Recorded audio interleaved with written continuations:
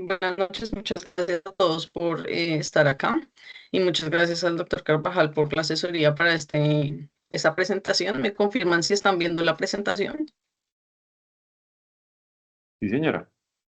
Bueno, entonces, porque es importante hablar del nódulo subsólido. Hoy en día, pues gracias a la tamización y a la utilización de la tomografía de baja resolución, hemos podido detectar más nódulos subsólidos. En la literatura se describe que tiene mayor prevalencia en mujeres, en Si no quiere, fumadores y Marta, en asiáticos. Marta, Sí, señor. quítese su video y de pronto eh, no se le bloquea tanto la voz. Y si puede quitar eso de ocultar la partecita que está abajo. Gracias. Magali, ¿tú puedes poner a grabar, por favor? Sí, ya está grabando, sí, señor. Y tiene una biología, Muchas el gracias. nódulo pulmonar subsólido tiene una biología distinta a la adenocarcinoma sólido. Entonces, es un reto para nosotros decir cómo seguirlos y cuándo operar este tipo de nódulos. Esta es la agenda de hoy. Vamos a hablar de la definición del nódulo, del comportamiento biológico, de su correlación radiológica, el seguimiento y los factores de mal pronóstico y el manejo enfocado al rol de la biopsia en el manejo del nódulo subsólido y las conclusiones. Entonces, solo para recordar, la definición del nódulo subsólido es cuando tenemos un componente en vidrio esmerilado que se define como aquella atenuación en tomografía, aquella opacidad en tomografía que permite la visibilidad del paso de los vasos o estructuras bronquiales. Eh, y cuando hay un componente mixto, quiere decir que esta opacidad en vidrio esmerilado tiene un componente sólido que no permite la visualización de esas estructuras. Hoy en día, el nódulo subsólido lo dividimos en tres. El nódulo que es no sólido o en vidrio esmerilado puro, que es aquel que permite ver las estructuras de los vasos y de los bronquios en la ventana pulmonar, pero que en la ventana de mediastinal no vamos a ver ningún componente sólido, ni en la ventana pulmonar tampoco. El heterogéneo, que es aquel que en donde vemos que tienes un componente sólido en la ventana pulmonar, pero en la ventana mediastinal no lo tiene. Y el nódulo parcialmente sólido verdadero o real, que es aquel cuyo componente sólido se identifica en la ventana pulmonar y en la ventana mediastinal. Esto es importante porque es importante conocer esta diferencia de estos nódulos subsólidos. Bueno, primero debemos recordar que estos nódulos subsólidos pueden tener una benignidad hasta del 39% y muchas veces pueden tener una presentación muy similar radiológicamente, que pues nos va a hacer, a veces no es fácil hacer el seguimiento en estos pacientes porque pues su comportamiento es indolente. Entonces, por ejemplo, acá tenemos un ejemplo de un paciente con un nódulo, con un nódulo que es un nódulo subsólido, tiene algo de componente sólido, se le ve en la imagen de la izquierda en la ventana pulmonar, donde no tiene cambios en el comportamiento hace a 5 años, pero en el artículo donde lo describen, refieren que le hicieron una biopsia y resultó siendo una fibrosis intersticial. Y a diferencia que es la imagen que está más hacia la derecha, que es este nódulo que tiene un componente en vidrio esmerilado y algo de componente sólido, pero el componente sólido, digamos que no crece, pero el tamaño sí tiene un crecimiento significativo a un año y resulta siendo una neumonía en organización. Entonces, en un 39% de los casos pueden ser manifestaciones de una enfermedad benigna. En el estudio Nelson se demostró que el 34% de los pacientes con nódulos subsólidos persistentes en el seguimiento pueden llegar a ser malignos. A diferencia de los nódulos sólidos, en este estudio solamente se demostró que el 7% de los nódulos sólidos eran malignos. Entonces, eh, uno puede pensar que, digamos, cuando uno se enfrenta a un nódulo sólido, es, digamos, tiene menos riesgo de malignidad que un nódulo subsólido. Pero vamos a ver más adelante en este estudio, que es un estudio publicado en el 2025 asiático, donde evaluaron 1008 adenocarcinomas y ellos ellos quisieron evaluar la biología de este tipo de nódulos y pusieron esta gráfica donde ponen que el nódulo sólido sí está más hacia la metástasis o hacia la progresión. Entonces, a diferencia del estudio Nelson, en este estudio asiático, digamos que ponen a los nódulos sólidos como digamos, con un comportamiento más o de progresión de un adenocarcinoma o de metástasis. Pero volviendo a los nódulos subsólidos tienden a tener, según este estudio, una mejor supervivencia a largo plazo y ellos grafican a los nódulos en vidrio esmerilado puro como la iniciación de un adenocarcinoma. Cuando tienen un componente mixto, ya la progresión de ese adenocarcinoma o progresión a un componente invasivo. Entonces, esta es la correlación histológica y radiológica que mencionan, en donde cuando uno se enfrenta a un nódulo en vidrio esmerilado puro, es más frecuente, la representación es cuando hay una hiperplasia adenomatosa típica, y esto quiere decir que estas células hiperplásicas van a invadir los septos alveolares, usualmente son menores de 5 milímetros con un crecimiento lepídico que puede ser discontinuo y es una lesión premaligna. Estas hiperplasias adenomatosas atípicas se representan en la tomografía como un nódulo en vidrio esmerilado puro. Pero también pueden haber adenocarcinomas in situ que se representan como virus esmerilado puro, y estos adenocarcinomas in situ ya se identifican como lesiones mayores de 5 milímetros, con un crecimiento lepídico, pero aún sin invasión del estroma. Cuando son manejados quirúrgicamente, tienen un manejo, pues tienen una supervivencia hasta del 100%. Ya cuando tenemos un nódulo que tiene un componente sólido, es un nódulo mixto, ya es la representación, lo más frecuente, que sea de un adenocarcinoma mínimamente invasivo, con invasión estromal menor de 5 milímetros, y cuando se maneja también tiene una supervivencia cercana al 100%. Y ya cuando es un componente sólido o mixto, eh, es más pues se relaciona con un adenocarcinoma invasor, con una invasión mayor de 5 milímetros, con un crecimiento ya de un patrón, puede haber un patrón acinar, papilar o sólido asociado. Entonces, en esta correlación histológica y radiológica, uno puede pensar que los nódulos sólidos se relacionan más con malignidad, un componente invasor, y los nódulos que tienen un componente mixto también. Entonces, en este análisis de 1.008 pacientes, vemos que los nódulos que eran subsólidos, la mayoría se presentaban en mujeres no fumadoras y se asociaban con componentes,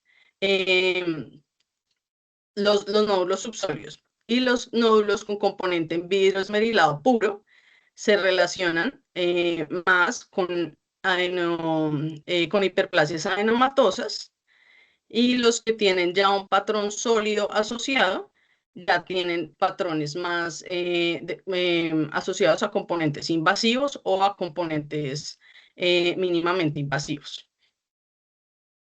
Entonces, el comportamiento de estos nódulos, acá en esta gráfica de la derecha, vemos que se disminuye la supervivencia global de los pacientes que son llevados, de estos 1.000 pacientes que son 1.008 pacientes que eran adenocarcinomas y fueron llevados a cirugía. Los que tenían un componente sólido sí disminuía significativamente la supervivencia, a diferencia de los nódulos con componente en vidrio esmerilado puro. Entonces, también se evaluó en este estudio la carga mutacional y los eventos de duplicación genómica, y se vieron que eran mucho menores, y que estos adenocarcinomas en vidrio esmerilado pueden llevar mutaciones como EGFR, KRAS y ERK2. Este es otro estudio de 10 años donde evaluaron también los resultados de cómo eran las características de los nódulos de esos adenocarcinomas. Y esto es algo muy importante, que es que los nódulos en vidrio esmerilado puro también pueden ser la representación de un adenocarcinoma invasivo de predominio lipídico hasta en un 12% de los casos. Es decir, que cuando uno se enfrenta a un nódulo en vidrio esmerilado puro, no necesariamente es el inicio, como lo representa el otro artículo, que es el inicio de un adenocarcinoma, sino también puede ser un adenocarcinoma invasivo de por sí, ya siendo solamente un nódulo en vidrio esmerilado puro, hasta en un 12% de los casos. Y esto, otro estudio, es un estudio en marzo del 2000 que se hizo evaluando de marzo del 2010 a diciembre del 2015, 865 pacientes, en donde quise traer esta gráfica para mostrarles la importancia de la diferencia que hay ahora de los módulos subsólidos entre el heterogéneo y el verdadero, en donde el heterogéneo tiene un patrón como más, un comportamiento un poco más benigno que los nódulos reales, que los nódulos parcialmente sólidos reales, es decir, los que se presentan su componente sólido en la ventana pulmonar y en la ventana mediastinal. Entonces acá vemos en esta gráfica que el 85% de los pacientes tenían un nódulo parcialmente sólido real, podían llegar a tener un componente invasivo, un componente mínimamente invasivo, pero también un mayor porcentaje de pacientes, hasta el 64%, podrían representar incluso hasta un adenocarcinoma mucinoso. Entonces, la gráfica que les mostré, la correlación patológica con radiológica, usualmente se asocia más a adenocarcinomas no mucinosos, pero acá en este estudio sí se demostró que los nódulos realmente parcialmente sólidos reales pueden llegar a representar adenocarcinomas mucinosos invasivos con una P significativamente estadística. Y esos nódulos verdaderamente sólidos o reales tienen una disminución significativa de la supervivencia en la supervivencia libre de recurrencia a un seguimiento de 5 años, del 91%. Entonces, ¿cómo hacemos el seguimiento de estos nódulos? Digamos que esta gráfica la traje a colación porque no hay una unificación estandarizada, no hay algo estandarizado que nos diga como, digamos, el paso a paso de seguimiento de estos nódulos. Debemos individualizar cada caso, pero acá hay unas cosas puntuales que quiero resaltar. Eh, en las guías de Fleischner tienen en cuenta el tamaño del nódulo inicial, acá de los no sólidos, es decir, de los en vidrio esmerilado y de los parcialmente sólidos. El menos de 6 milímetros no recomiendan el seguimiento, pero en los estudios que ya les mencioné anteriormente, vemos que independientemente del tamaño del nódulo, porque ellos no mencionan el tamaño inicial en esos estudios, un nódulo en vidrio esmerilado sí puede representar un adenocarcinoma o puede evolucionar en un adenocarcinoma. Por otro lado, en los nódulos, por ejemplo, acá mayores de 8 milímetros en la ATS, consideran un seguimiento más estricto. Y cuando son menores de 6, seguimiento cada 1 o 2 años. Digamos que no hay un consenso tampoco de exactamente cada cuánto debemos hacer el seguimiento y a cuánto tiempo. Algunos recomiendan cada 5 años y otros cada 10 años.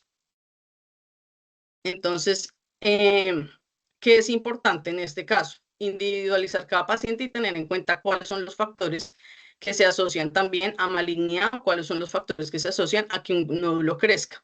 Esta es una revisión sistemática con un metaanálisis que encontré publicado en el 2022 en Frontiers, donde ellos evaluaron 19 estudios con 3.012 nódulos subsólidos y encontraron este factor que me llamó mucho la atención, que es el tamaño del nódulo inicial mayor de 10 milímetros, eh, tiene un riesgo, tiene 4.24 veces el riesgo de crecer y de tener mayor malignidad.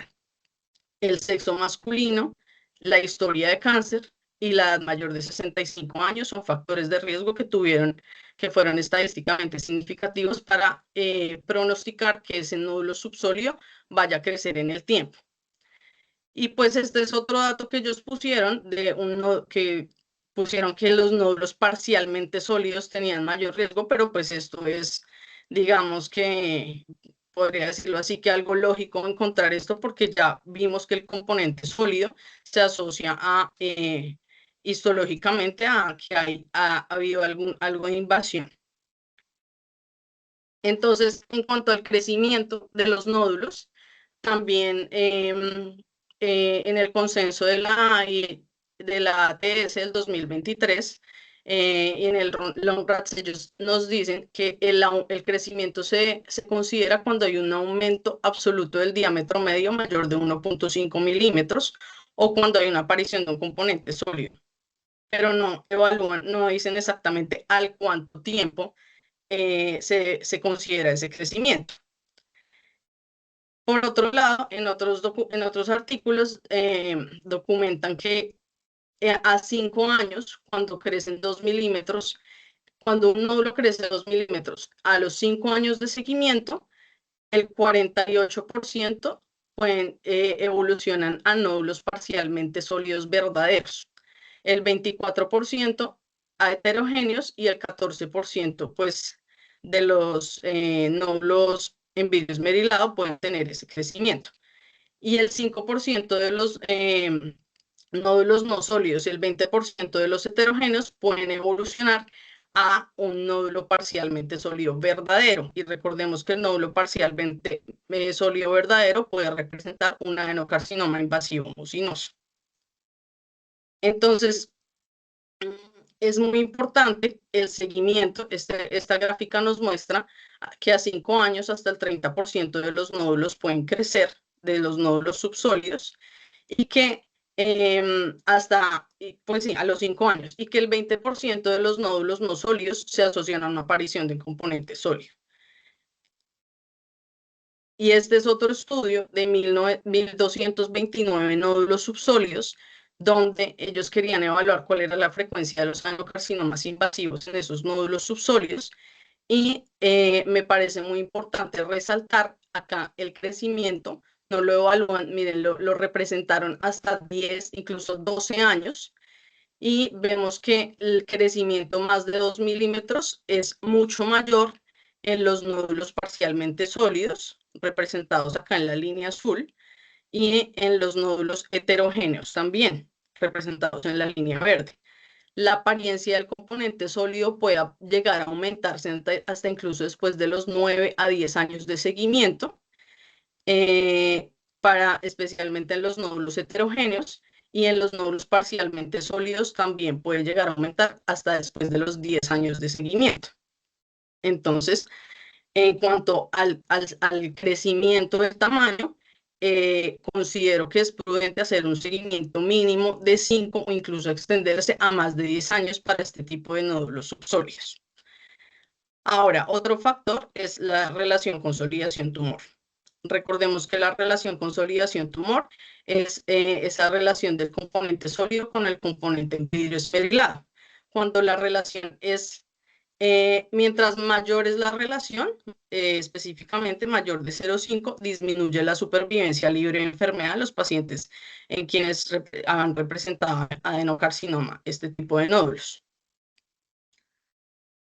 Entonces, esta es una gráfica que me facilitaron que se presentó en la ATS del 2026, en donde es muy importante tener en cuenta que sí, que los nódulos en vidrio esmerilado puro pueden representar benignidad cuando en el seguimiento o desaparecen o disminuye su densidad, pero cuando estos nódulos en vidrio esmerilado puro crecen o aumenta su componente sólido, tienen que pues, considerarse que son posiblemente malignos, pero no hay un consenso en el tiempo. Entonces, para uno definir, digamos, cómo debe hacer el seguimiento en ese tiempo, tiene que tener en cuenta los otros factores, como los hemos ya mencionado, digamos, la edad mayor de 65 años, si el paciente tiene antecedente de cáncer de pulmón, Si el paciente es masculino, tiene mayor riesgo, entonces esos pacientes tal vez puede que le hagamos un seguimiento más estrecho, como lo dice en la ATS, puede ser un seguimiento, pues ellos no dicen de cuánto, pero dicen que más estrecho, entonces podría ser de 3 a 6 meses, y ya pacientes que, digamos, no tengan esos factores de riesgo, uno puede hacer un seguimiento un poco menos estrecho, pero hacerle seguimiento a este tipo de nódulos. Este es otro artículo donde ellos hicieron una revisión sistemática de varias revisiones de la literatura y encontraron que la atenuación, el nódulo mayor de 10 milímetros, el sexo masculino y la historia de cáncer eran factores asociados a malignidad. Y como ya todos conocemos, estos otros factores que nos hacen sospechar de adenocarcinomas invasivos, como los márgenes lobulados, espiculados, que haya broncograma aéreo, o que haya retracción pleural, o que haya un vaso unitericio, pues son otras características que debemos tener en cuenta. Ahora, en cuanto al manejo y el rol de la biopsia, cuando biopsiamos este nódulo, en la literatura se ha descrito que la biopsia percutánea puede tener una especificidad hasta del 98% y una sensibilidad hasta del 95% en nódulos en vidrio esmerilado puro. Alguna literatura describe incluso una precisión hasta el 97%, pero esto es para nódulos mayores de 1 centímetro. Tenemos que tener en cuenta que para nódulos más pequeños esto tiene mucho mayor riesgo de complicación, como neumotórax, hemoptisis y embolia gaseosa.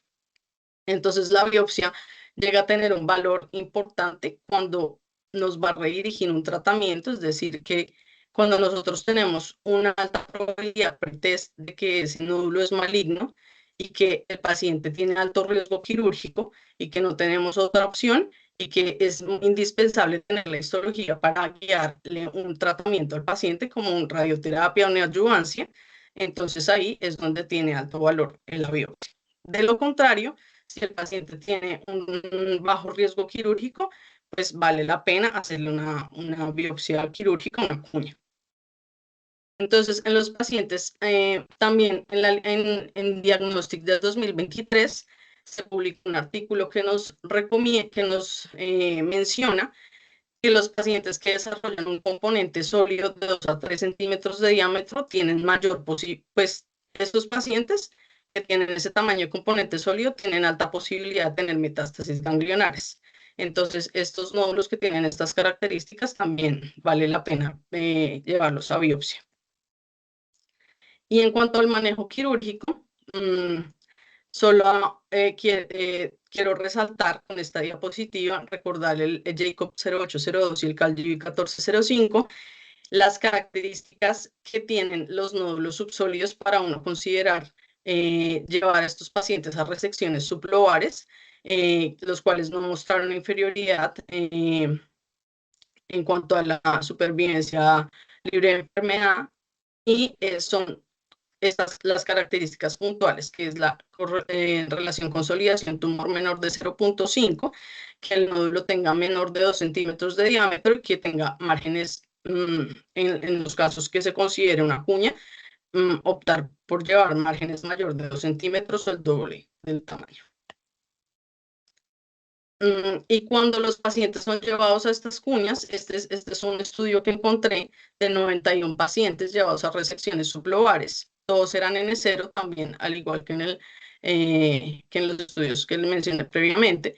Y ellos dividieron en dos grupos, en los que eran nódulos en vidrio esmerilado puro y en parcialmente sólidos, y volvieron a dividir esos dos grupos en dos, los que fueron llevados con margen de resección menor de 5 milímetros y los que tuvieron margen de resección mayor de 5 milímetros. Y que se encontró que los pacientes que tenían relación consolidación tumor menor de 0.5, no importaba el margen para predecir la recurrencia. A diferencia de los que tenían una relación consolidación tumor mayor de 0.5, estos pacientes, cuando tenían márgenes mayores de 0.5, la supervivencia libre de recurrencia a 5 años era hasta del 80%. Y cuando tenían márgenes de 0 menores de 5 milímetros, disminuía significativamente la supervivencia libre de recurrencia, hasta 24%. Esto para los nódulos predominantemente sólidos. En los nódulos en vidrio esmerilado puro, el margen no influyó en la recurrencia. Entonces, para los tumores subsólidos, en donde predomina el componente sólido, el margen de resección menor de 0.5 tiene un hazard ratio de 3.8, con una P estadísticamente significativa. Y esto aumenta el riesgo de recurrencia en estos pacientes. Entonces, en conclusión, si vamos a llevar a un paciente a una cuña o una segmentectomía en un paciente con un nódulo subsólido, se debe garantizar un margen mayor de 5 milímetros si tiene una relación consolidación tumor mayor de 0.5. Y finalmente, quiero mencionar algo rápido de los nódulos subsólidos múltiples, mencionando este caso que el doctor García Herreros me compartió. Y también es un caso muy interesante para compartirlos con ustedes. Es una paciente donde tenía estos múltiples nódulos en vidrio esmerilado, algunos en vidrio esmerilado puro y algunos con componente sólido, pero vemos que en el lóbulo superior izquierdo predomina un nódulo grande con componente sólido. Y fue inicialmente llevada a una cuña, pero no de ese nódulo, sino de un nódulo que era más periférico, pensando en que fuese una patología metastásica. Entonces, con esto quiero, bueno, finalmente la llevaron a la cuña, ese nódulo que se le sacó periférico, que fue el lóbulo inferior derecho, no mostró, o sea, sí mostró que era un adenocarcinoma in situ. Posteriormente, el paciente, cuando llegó a la institución, ya había sido operado pues, en otro lugar, le habían hecho la cuña y en la institución a donde llegó se le hizo la cuña del lóbulo superior izquierdo, donde demostró que era un adenocarcinoma invasivo. Entonces, este es un caso como que representa que estos nódulos subsólidos pueden tener hasta el 30% de ellos pueden representar un adenocarcinoma multifocal. O un caso sí que es lo mismo que un adenocarcinoma sincrónico que se define como dos o más nódulos presentes al mismo tiempo. Entonces, pues en los nódulos múltiples, uno inicialmente debe descartar patología infecciosa, pero también recordar que existen los tumores sincrónicos que pueden representarse y lo que nos recomienda la literatura es hacer un manejo guiado al nódulo dominante. En conclusión, en pacientes con nódulos subsólidos se debe considerar siempre el seguimiento, a pesar de las recomendaciones que nos hacen algunas guías, que es no realizar seguimiento si algunos nódulos son menores de 6 milímetros, pero pues con la revisión de esta literatura que he realizado y con los hallazgos de algunos nódulos en vidrio esmerilado que pueden ser adenocarcinomas, yo recomiendo hacer el seguimiento a todos estos tipos de nódulos. El intervalo de seguimiento debe individualizarse de acuerdo a las características clínicas y radiológicas. Es prudente realizar un seguimiento a largo plazo, incluso más de 10 años, y se deben considerar los factores como el crecimiento, el aumento del componente sólido, la relación consolidación-tumor, los antecedentes del paciente para intervenir oportunamente. Cuando realizar la biopsia, cuando la obtención de tejido nos va a cambiar el manejo y no es factible realizar una cuña. Y cuando se realice una cuña, tener en cuenta la relación consolidación-tumor el margen de resección, porque ellos juegan un papel clave en la recurrencia. Muchas gracias.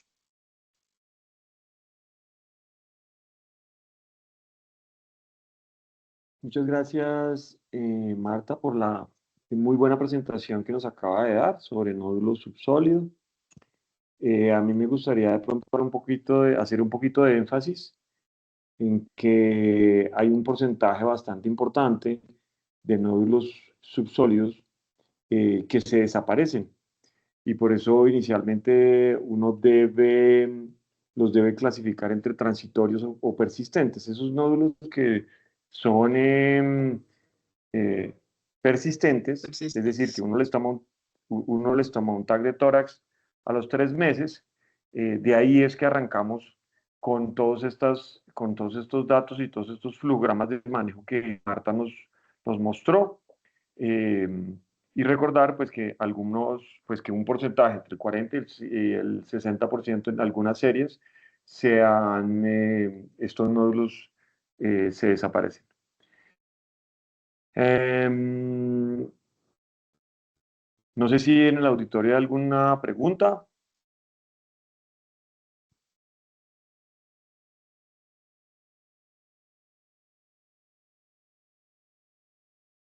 Marta, ¿con qué frecuencia eh, los nódulos subsólidos son múltiples? Hasta en el 30% de los casos se pueden presentar nódulos múltiples en los pacientes que son llevados a resección pulmonar. En un estudio se demostró que de esas resecciones se encontraron multifocales hasta en un 30% de los casos. No, no me refiero a la multifocalidad, porque eso se refiere al espécimen que tú sacas, sino que haya nódulos múltiples en un pulmón o en dos pulmones. ¿Hay algún dato sobre eso? Porque creo que el porcentaje, si uno Sí, ajusta profe. bien ciertas estadísticas, puede ser alto. Sí, en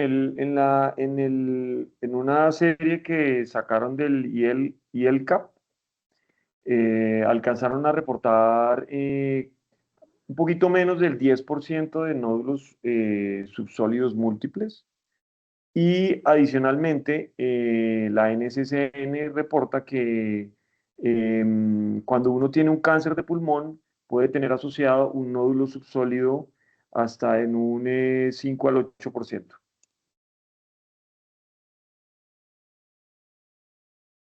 Muy bien. Recuérdanos para que el auditorio refuerce cómo se hace la medición de un nódulo subsólido, cuáles son las dimensiones, en qué ventanas, todas esas cosas que nos hace recordar permanentemente cómo medirlos. Sí, la medición del nódulo subsólido debe realizarse en la ventana pulmonar, el componente sólido, y se debe tener en cuenta, digamos, si el nódulo tiene espiculaciones, se debe tener en cuenta la espiculación para medir el nódulo en la ventana pulmonar. Por ahí ¿Cómo así? tenías una diapositiva con eso, para que si quieres la muestras ahí, cuando hablas de consolidación tumor. Sí, señor. Sí, lo que discutíamos esta mañana, que mientras tú la buscas, el índice de consolidación tumor se debe medir en la ventana de pulmón, tanto de todo el tamaño del nódulo como el componente sólido del nódulo. Y recordar la clasificación que dio, la definición que dio Marta al principio, en donde se dividían los de vidrio esmerilado heterogéneo con los parcialmente sólido Reales. real, que eran los parcialmente sólidos reales, eran los que, además de ver ese componente sólido en la ventana de pulmón, también se veía o se confirmaba en la ventana de mediastino. Ahí estamos, ahí está la imagen, sí, ahí sí creo que es Esteban. Si quieres la explicas. Sí, acá está la imagen. Entonces acá se ve, por ejemplo, en la gráfica número C, están midiendo la totalidad del nódulo para hacer la relación consolidación-tumor, pero es la totalidad. Entonces tienen en cuenta la parte en vidrio esmerilado. Y en la D, la parte sólida, que es en realidad cuando uno tiene un adenocarcinoma, es la que le da a uno el T, pero tiene en cuenta los bordes espiculados, o sea, el diámetro mayor de ese componente sólido es el que se mide en la ventana pulmonar.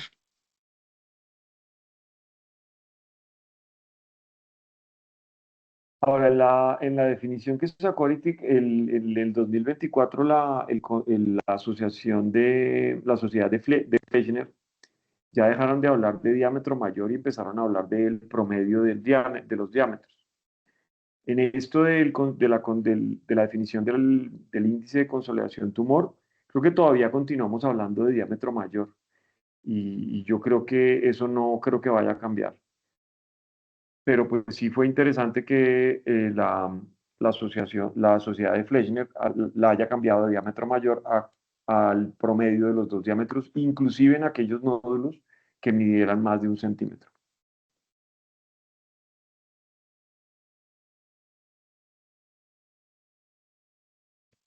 ¿Alguien tiene alguna otra pregunta o aclaración? Acuérdense que todas estas cosas cambian cada rato. Por eso hay que hacerle seguimiento y hacer estas revisiones con cierta frecuencia, porque cada vez se agregan o se quitan cosas.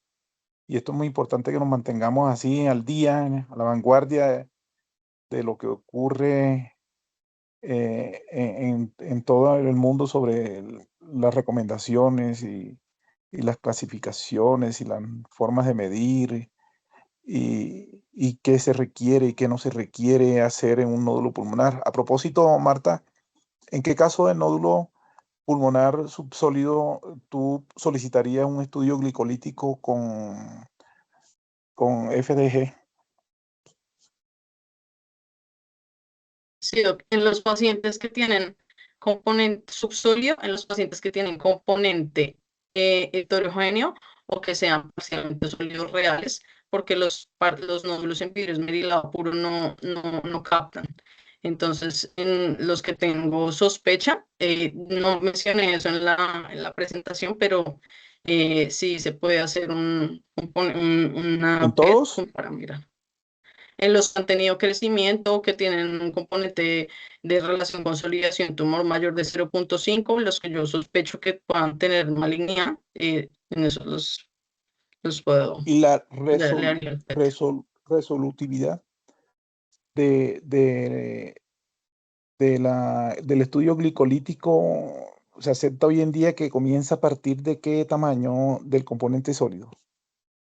Por eso pregunto si es para todos. ¿De qué tamaño?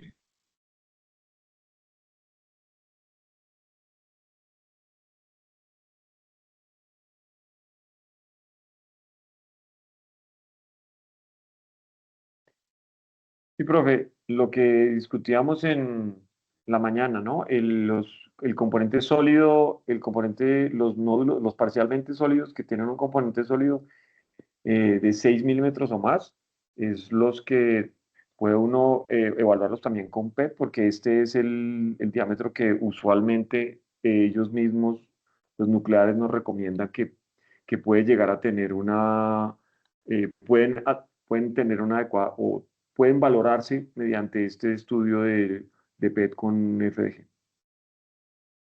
Exacto, Marta. La idea es esa, que por el hecho de que tenga componente sólido no requiere necesariamente el estudio glicolítico, sino que tenga ciertas dimensiones para que tenga expresión en el estudio, ¿viste? Es eso. Sí, señor. En el long rats lo mencionan de 6 a 8 milímetros. Recomiendan el PET, pero en el subsólido. En el subsólido parcialmente heterogéneo o real, no en el puramente del vidrio esmerilado, de 6 a 8. Y yo creo que si nadie hace preguntas ni nada, pues sería cerrar esto Ramírez había para levantado que... la mano, por ahí lo vi, pero no sé, creo que la bajó.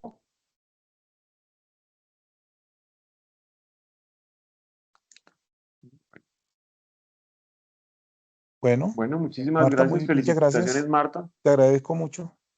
El esfuerzo que estás haciendo Gracias. desde lejos es ya un plus para quedar al día con todo este tipo de presentaciones, ¿oíste? Muchas gracias, profesores Carlos, profe Beltrán, Marta, felicitaciones. Feliz noche. Gracias. Que pasen buena noche, Muchas muy gracias, buena hasta la luego, presentación. felicitaciones.